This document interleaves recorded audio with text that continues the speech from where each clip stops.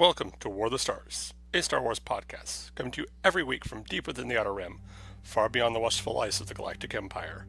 Join your hosts, John Mark Tolley, Garrett K. Jones, and Brian Karasik, as they discuss the various facets of the saga's lore, characters, review the films, and discuss every tidbit of news coming out of Lucasfilm. And remember, this isn't just my Star Wars, this isn't just your Star Wars, this is our Star Wars. Hello and welcome back once again, ladies and gentlemen, to War of the Stars, a Star Wars podcast. Sans Brian, he is out celebrating his anniversary. Yeah, which wedding. Well, I guess we'll allow that. Hey, if you get to go on vacation, he gets to celebrate his wedding anniversary. Okay, I guess. No, welcome everyone back to War of the Stars, a Star Wars podcast. And well, before we get started on the main topic, we have something else to discuss. It is the finals of the March Wars Madness. It will be Master versus Apprentice. Let me find it here real quick to see what so I can give you the official numbers on the Twitter side. Okay. And I'll pull up the official numbers on the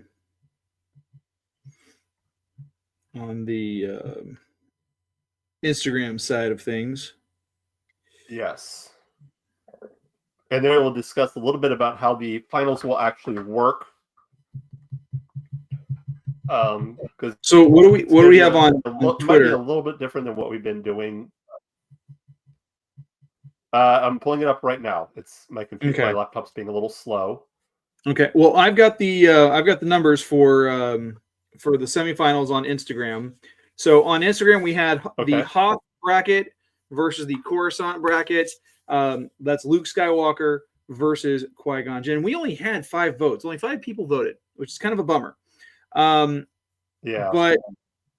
60%, that is 3 of the votes, went to Qui-Gon Jinn, and Luke Skywalker has been eliminated from the tournament like his father before him. I like what I see what you did there. I thought you'd like that. Yeah. Over here on the this side, we had the it was the Tatooine region, which was won by Obi-Wan Kenobi, the number 1 seed, and the number 12 seed, Fennec Shand, from the Indoor region, and we had 7 votes. And 85.7% of the votes went to Obi-Wan, and Fennec Shand got 14.3%. So it will be Obi-Wan versus his former master, Qui-Gon Jinn, in the finals. We'll put the polls up on both sites, both on our Instagram and on our Twitter, we will combine the votes. One thing we would like you to do with this one is comment down below, comment in the comment section who you're voting for, so we can get a better idea of exactly how many people are voting, so we can kind of figure that out, and we will determine once and for all who is the greatest Star Wars character of all time. And there will be no discussion, there'll be no debate. No one will argue or fight about this for the rest of eternity. Except for Sam Whitwer, who might be upset that Darth Maul was left off of our polls. Yeah. And that somehow I blame AI for that one, though. That's true. And somehow Hondo got on there twice. Dude, see, don't get me started. Don't get me started. That one I do blame Hondo. Somehow. Yeah. Somehow Hondo returned. All right, so this week we're talking character, and we are talking about Kylo's character, specifically Kylo Ren, the brooding emo twit. I want to say twerp, and it just was going to come out very bad. From the sequel trilogy, aka Ben Solo, aka I don't know what else to call him. I would say emo Darth Vader, but I think that's insulting Darth Vader and emo. Yeah. I mean, like calling him emo Darth Vader. I'm pretty sure like Jared Leto is just sitting there cringing in his Tron Ares suit. You know, just like someone said emo. No. Well, which I know we're kind of jumping the gun here, and we're jumping on this, but did you happen to see the Tron Ares teaser trailer on Saturday? No, I did not. I didn't even know there's a new Tron coming out. Oh, dude. Oh man, it looks good. Really? I have no idea how it fits within the rest of the timeline of the franchise, but it doesn't look too far removed from the way that we see the grid in Tron Legacy, and it looks so good. And Jared Leto's in it. He plays the title character Ares, who's we're not really sure what program he is, but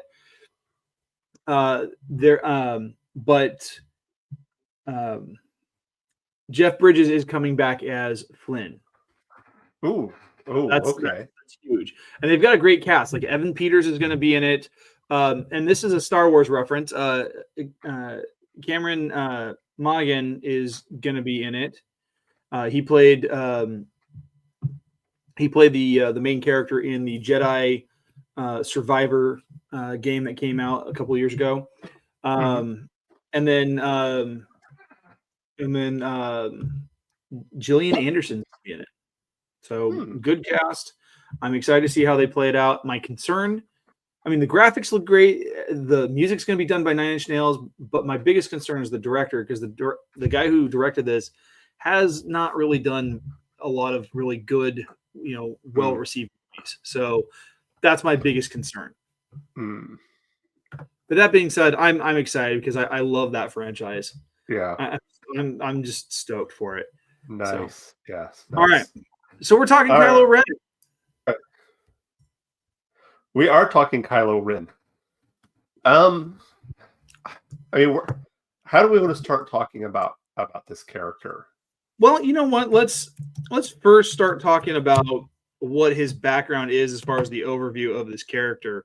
I mean, there's a lot of stuff that you can find on Wikipedia, a lot of content that is available. And so like I'm pulling it up right now, and first thing off the bat is I like how this whole article starts off with, I have a bad feeling about this. But apparently he was a Force-sensitive human male turned to the dark side of the Force and became known as Kylo Ren, the Jedi killer, though we never see him kill any Jedi other than Luke Skywalker. No.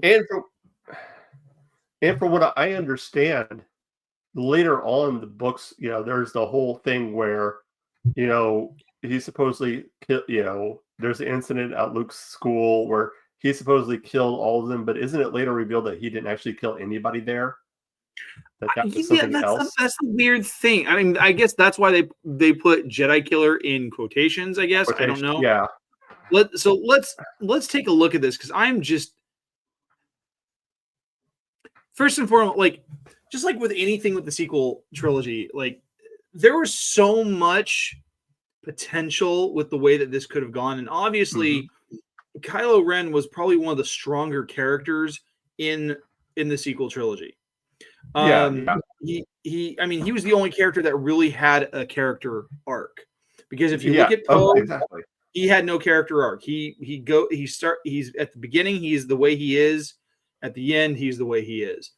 Right. Finn, he kind of starts a character arc, and then he gets shoehorned in as comedic relief, and then he is kind of wiped off the plan by Disney because he doesn't sell very well in China. And then the whole focus is on Rey, but she doesn't really have much of an arc because everything comes naturally for her. Yeah. Kylo is really the only character that, you know, you see anything really develop. So, so yeah. What about you? What are your thoughts on Kylo? I think it's one thing I've noticed with Kylo, and there seems to be two types of people when it comes to Kylo, as far as like the dislike for him. You know, with any of that, with a lot of the sequel characters, there's a lot of dislike. And one thing I've noticed is this idea, and I know this for a fact because I've talked to people who've said this to me, that they don't like him because he's been Solo, but he's not Jason Solo. I think a lot of people are wanting Darth Caedus. They're wanting, and they saw this and they're like, oh, that's not what we wanted. A lot of people don't like the whininess about him. The you know, especially the scene where he throws the temper tantrum in the Star Destroyer, in the control room, because they're used to seeing Vader. They're used to seeing the controlled rage, that kind of. But I think that's part of, like, I was trying to explain this to a friend of mine who's like, "Oh, he's just a whiny kid." I'm like, "Yeah, exactly. He's a whiny, like," and everybody says, "Well, he's Anakin." Yeah, but even as Anakin, you never saw Anakin throw as far as I could, a tantrum like no, that. you see Anakin murder people. Yeah, you do. But there's this idea, and I think even with the character himself is, you know, someone might say, well, he's no Darth Vader, and I'd say exactly. That's the whole idea of the character, is he worships Vader so much, he wants to be Vader, not anywhere close to being Vader. He's not, and even Snoke basically says, you're not Darth Vader. You'll never be Darth Vader. And I think that's part of the motivation. The motivation of that character is he wants so much to be like his grandfather. But in so many ways he's not, but in other ways he is. Like, he has this arc, this character that, you know, not to skip ahead, but I remember when, you know, it came out, I think we talked about this last week too a little bit, how, you know, people would say, you know, after he killed Han Solo, you know, oh, he's irredeemable. I'm like, have you not watched Star Wars? Right. He wants to be like Darth Vader. He doesn't care about being redeemed. But in the end, he is. Right. It happens because I think it feels like the story.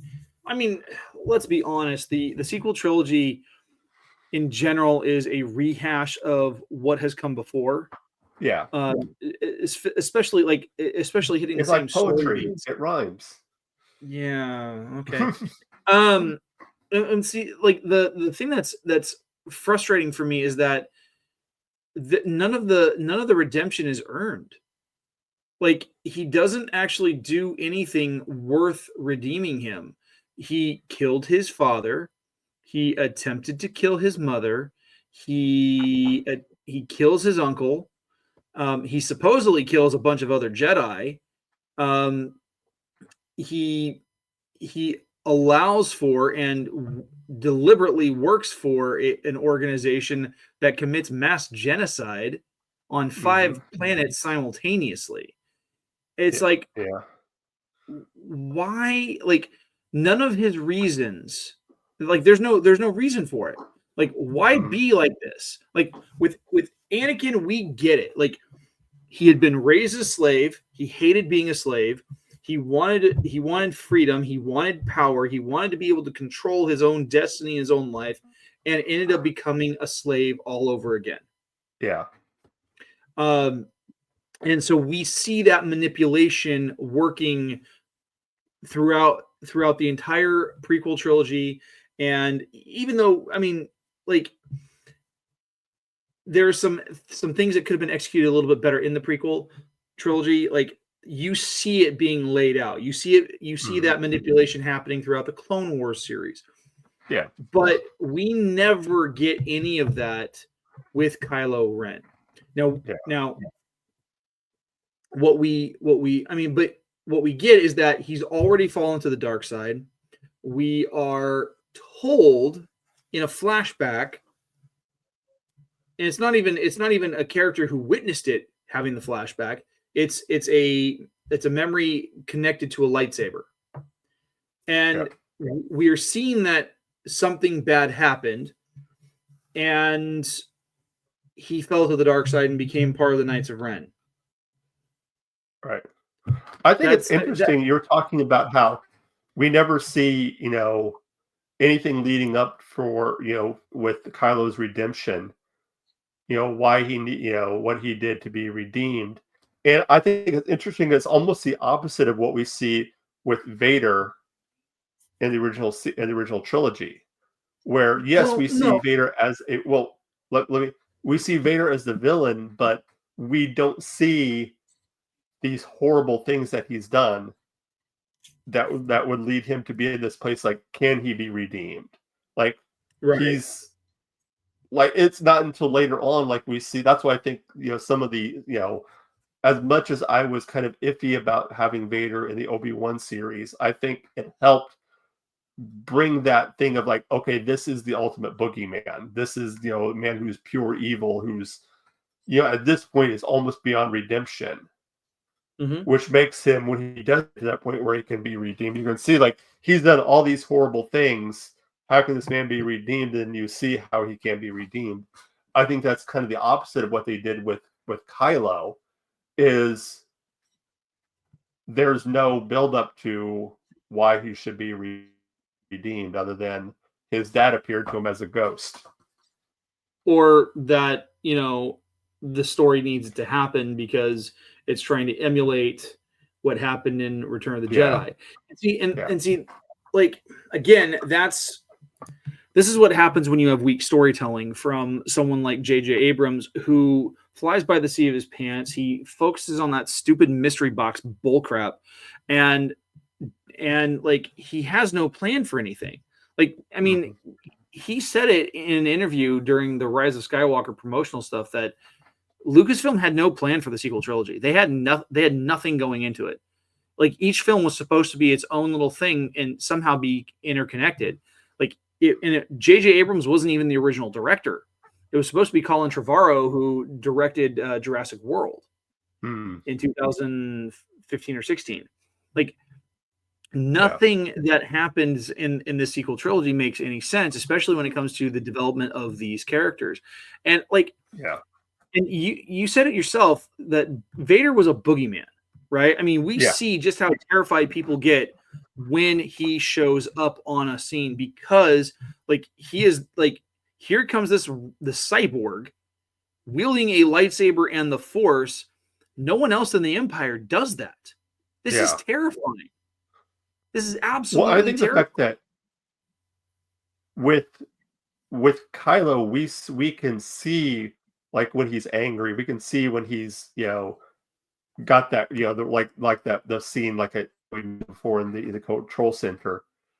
Because Vader's always under that mask. We don't know what's going on under that face. We don't know he's a almost like an emotionless mask. Right. And I think that's where I was kind of going with this, is that Vader never takes off the mask. Like, we don't even know who he is until 2/3 of the way through that trilogy. We don't understand that connection. And do you think that was a mistake for them to do the reveal of Kylo that early? That Kylo was Ben Solo? Absolutely. Because I mean, because that could have been that. I think that could have been the big reveal. Like, so here's the problem with it. So I want you to think of some of the scariest monster movies there are. Okay. For me, it's like the scariest monster movies are Jaws and Alien. Yeah. Okay. And I will throw in Predator for just a moment. Okay. Because so like, you look at Jaws. Now, the stuff that happened with Jaws, 50 years ago, that happened because of mechanical failures with the robot shark. But what is brilliant about it is that the less you see, or the more it's inferred or implied, the more scary it is. So when you see those scenes of being underwater from the camera's underwater, giving you that perspective, you're seeing it from the shark. Yeah. Okay. But then they trick you. And I think, and just when you think it's that, it's something else entirely, like the kid who was snorkeling. But like with Alien, everything's claustrophobic. There are whole segments of the film where you don't see anything. Like and like when the alien makes its first couple of kills, it happens in the dark, and the camera immediately cuts away from what happens, and so you're left to imply, well, in your own head, how dangerous that thing is. Yeah. It's a haunted house movie.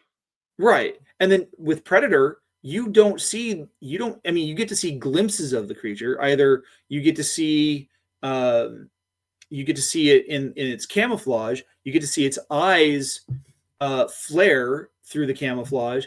One scene where Shane Black's character gets killed, the only thing you see against the camouflage are the wrist blades that eject from its bracer. Other than that, you don't see the creature for 2/3 of the film until this one moment when the Predator jumps into a tree after he's being shot at, and you see the camouflage drop, and then it goes back up, and he disappears. So you have no idea where this thing is. You get your first glimpse of it, and it's terrifying because this thing has technology that is, going all over the place. When you reveal the enemy too soon, and whatever that is, whatever that threat is, you've killed the mystery. Yeah. And I think also the way that everyone, and this goes back to him, trying to be Vader but not being Vader, the way everyone else reacts around him in the First Order, particularly Hux. No one respects him. No one fears him. They're scared of him in the way like, oh no, this kid could just go off at any minute and who knows what he's going to do. But there's not that dread. There's not that we need to toe the line because this guy could choke us out. Right. Yeah, it goes completely haywire. Yeah. I mean, people not only feared Vader, they respected Vader. Especially those that served under him.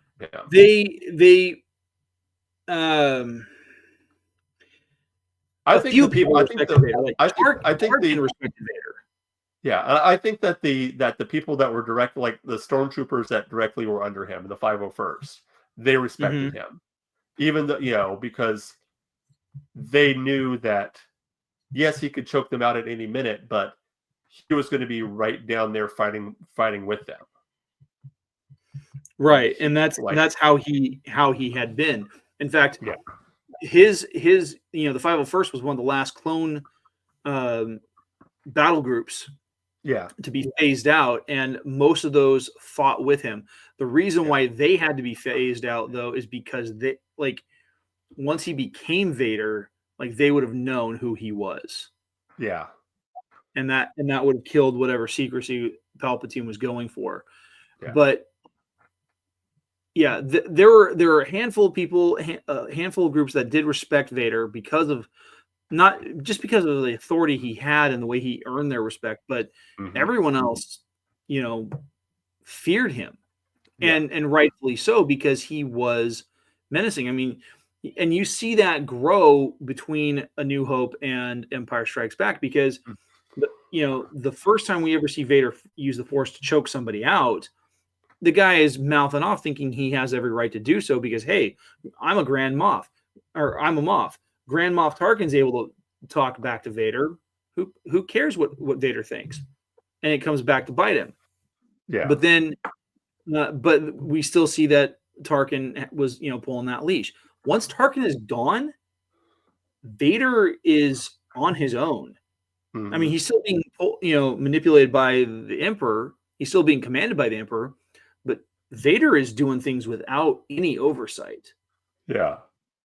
And Kylo is operating without any oversight either, but he's doing it in a way that is just petulant child. That's all he is. Yeah. He's a petulant child. He never grew up, and he's like 30. Yeah. Yeah. So was there any positive about him that you liked? I think from a acting standpoint, I think that my mind's gone blank now. The guy who played him, Adam Driver. Yeah, Adam Driver did a good job with what the script that he was given. He did a good job. I love the skit he did on Saturday Night Live with the Yes, where he radar tech. Undercover boss. What was he was the radar tech? Yeah. Everyone's like, oh yeah, we totally know that it's him. Just doing the it's so totally Kylo Ren.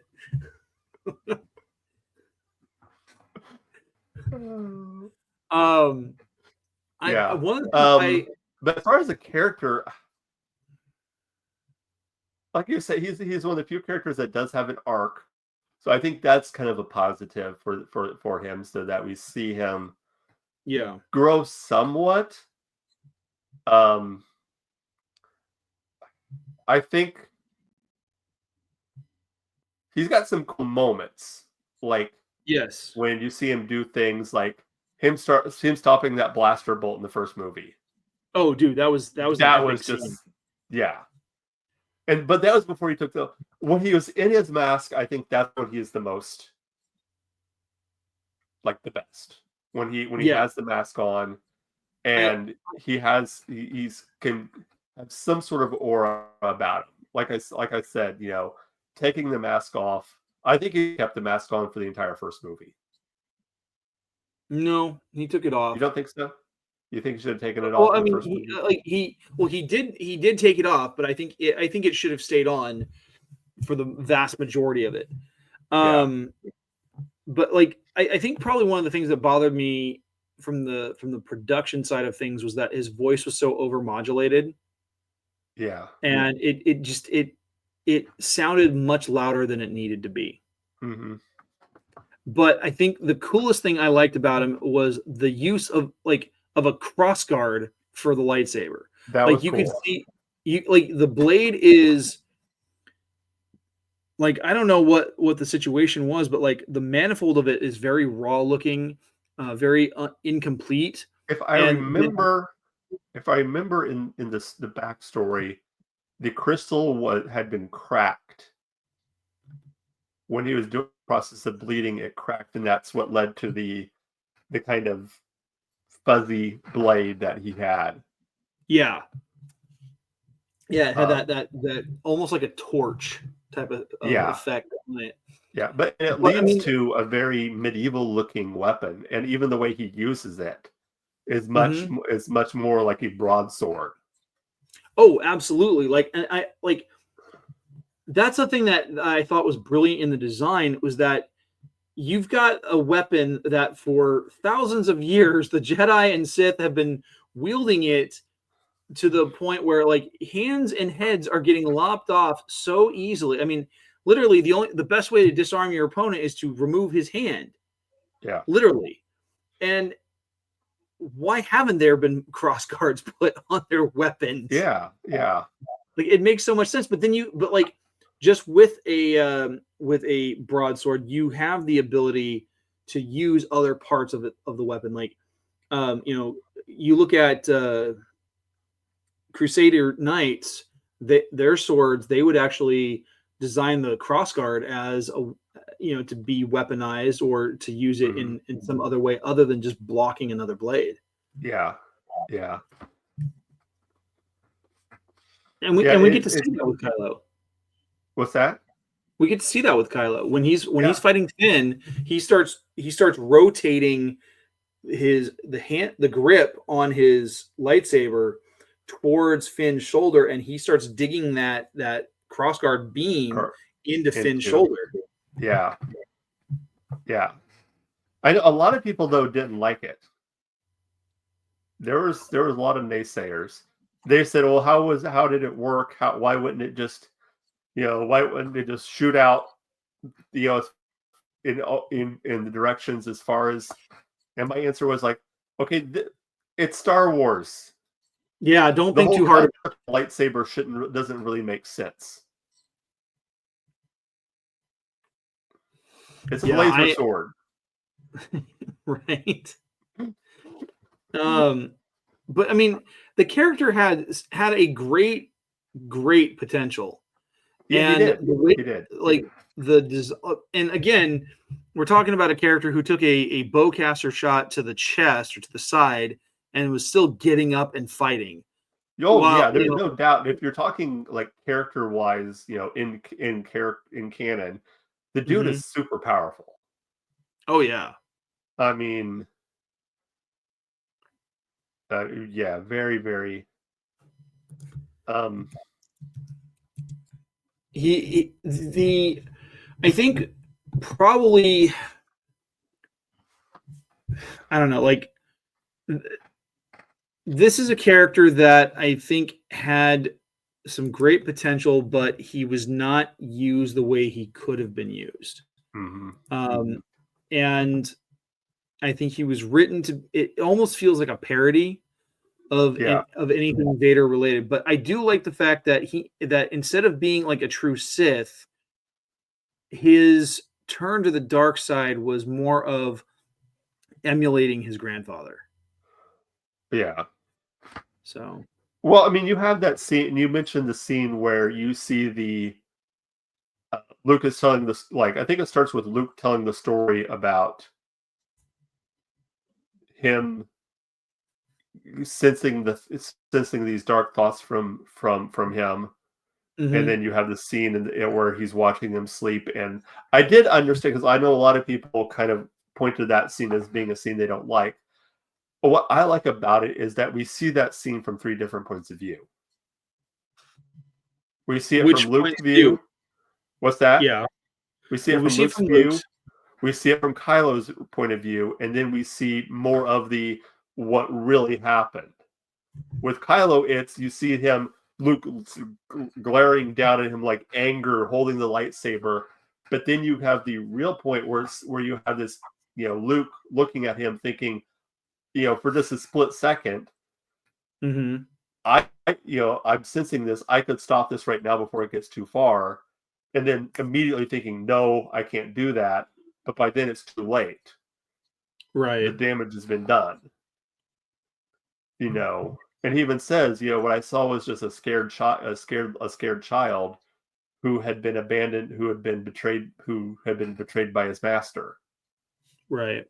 And that's kind of what leads to him turning to the dark side. But by that point, I think, I haven't read the books or anything like that, but he'd already started, the Emperor /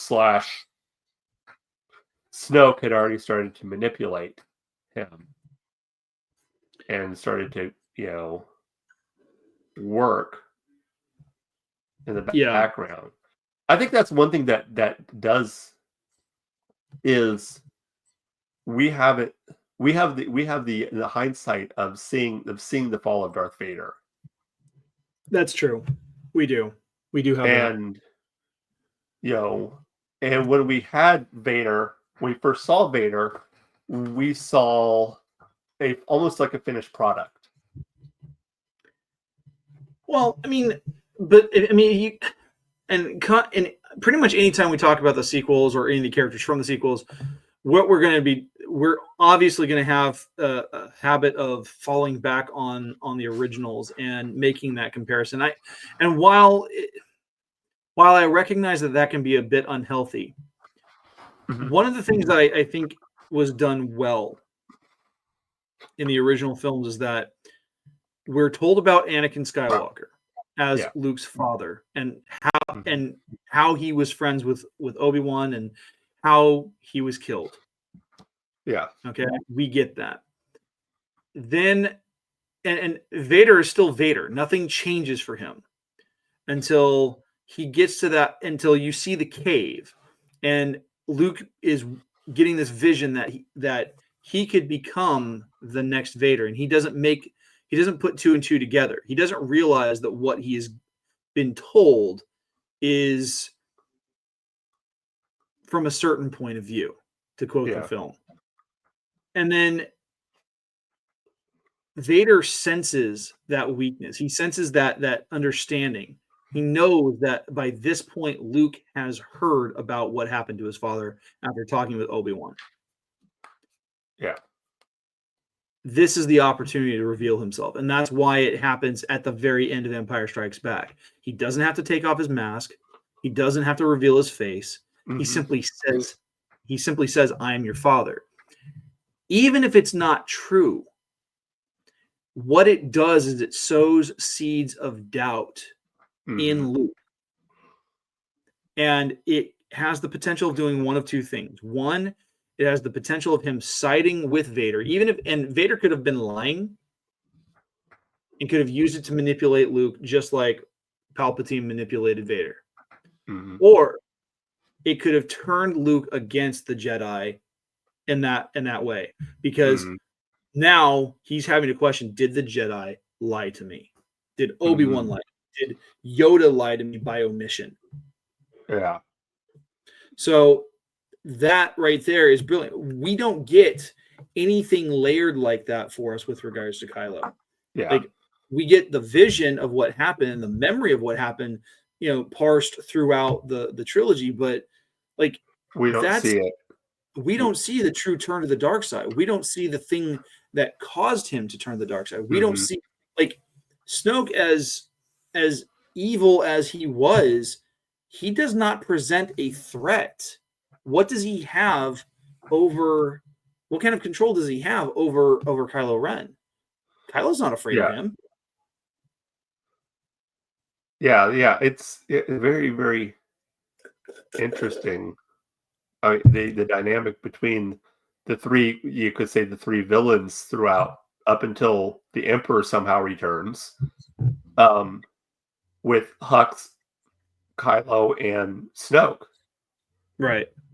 I mean, I think Hux seems to be somewhat a little bit more scared of Snoke, just because he knows what Snoke can do.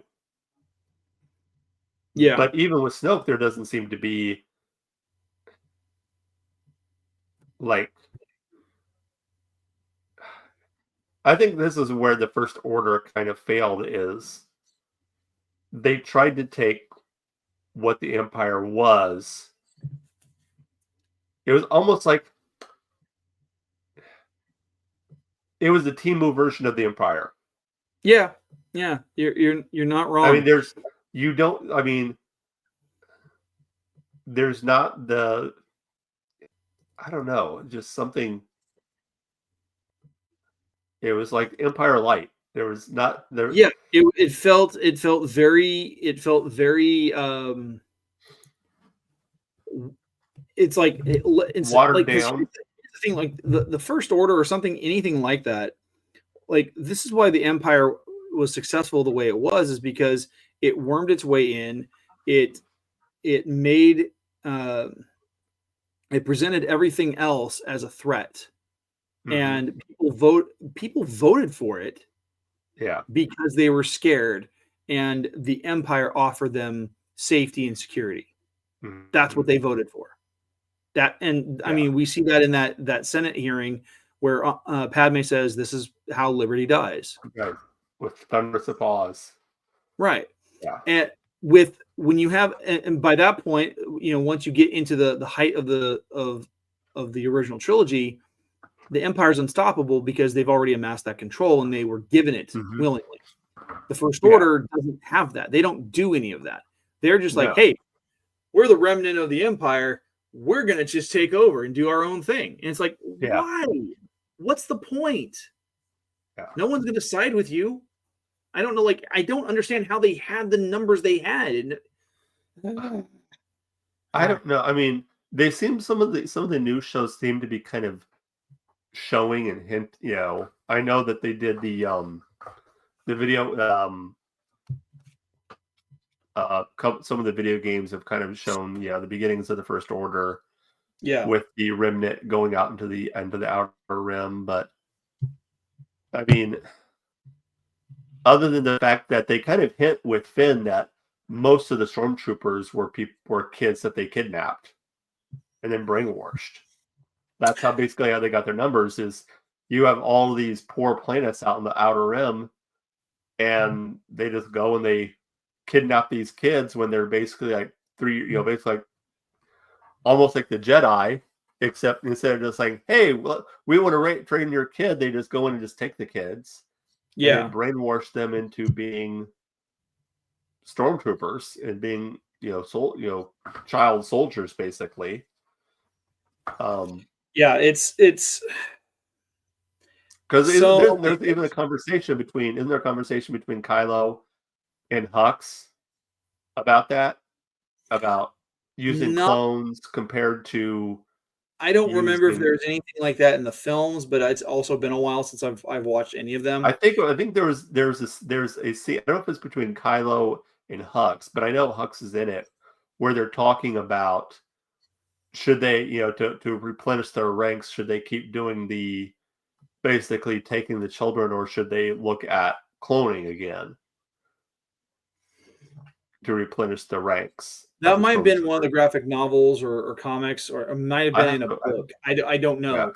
Yeah. And if that's the case, like, unfortunately, that goes back to my whole homework argument. Like, I don't want to have to go watch a bunch of stuff or read a bunch of stuff. I just want to be able to enjoy the movies. Yeah. I know. It's just basically, it was, if I remember correctly, it was just almost a throwaway line. Like, they're just on the bridge and they're talking, and they say, like,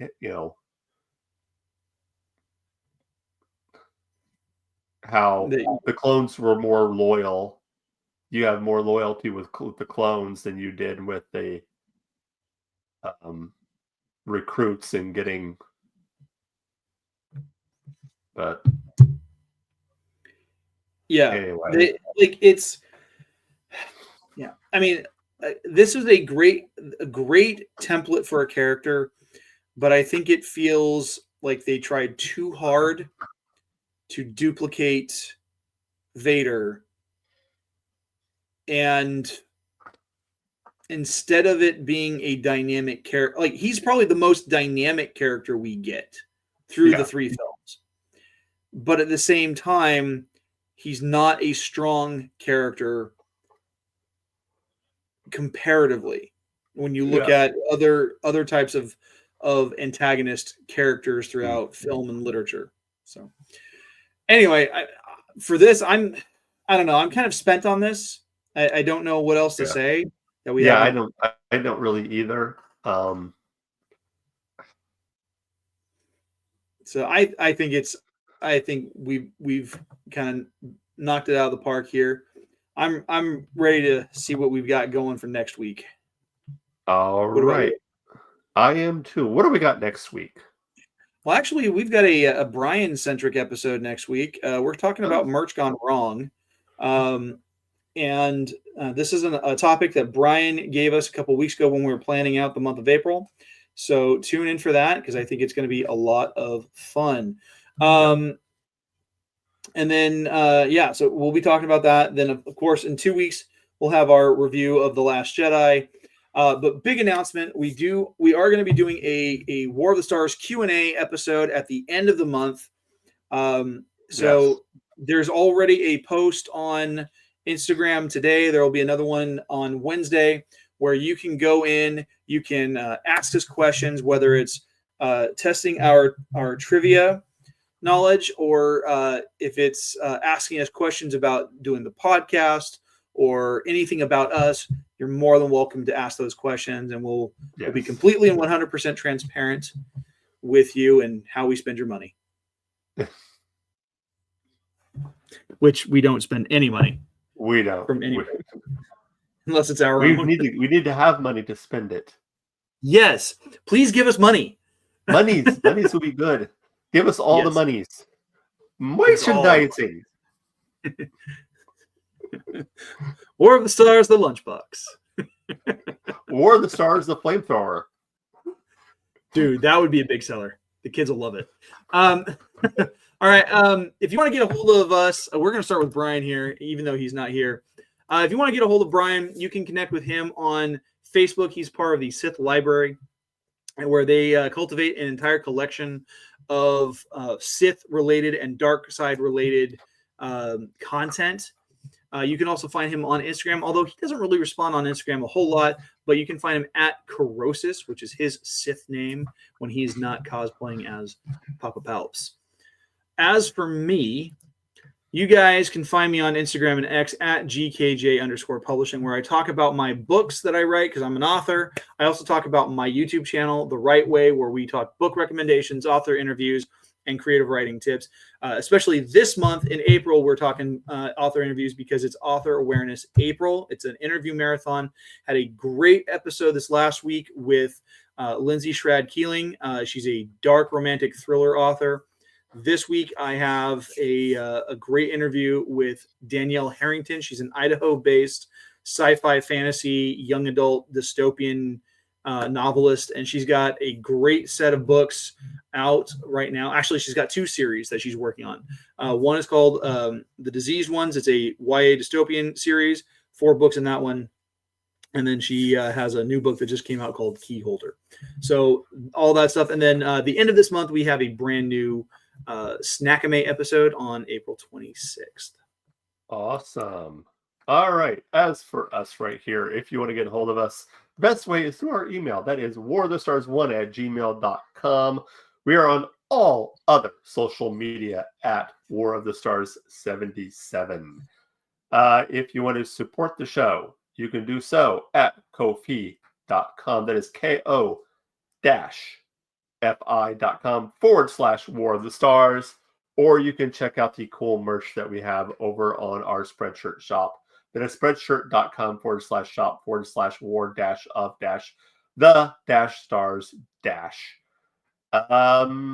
We are, of course, as Brian mentioned, a proud member of Feast of Fandoms. Check out all the shows on Feast of Fandoms. Everybody there is really cool. A lot of cool shows. I think that is it. Join us next week, of course. We'll be talking merch gone wrong. As always, remember, this is not just my Star Wars. This is not just your Star Wars. This is our Star Wars. Until next time, may the Force be with you.